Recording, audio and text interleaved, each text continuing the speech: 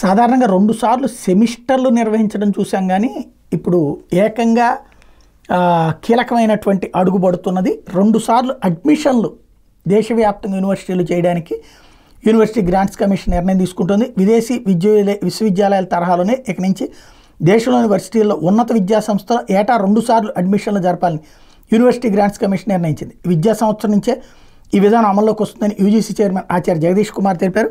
తొలి విడతలో July, August, మలి విడతలో జనవరి, ఫిబ్రవరిలో అడ్మిషన్లు జరుగుతాయని వెల్లడించారు. అయితే ఈ విధానం తప్పనిసరి కాదని ఐచ్ఛికమైన స్పష్టం చేశారు.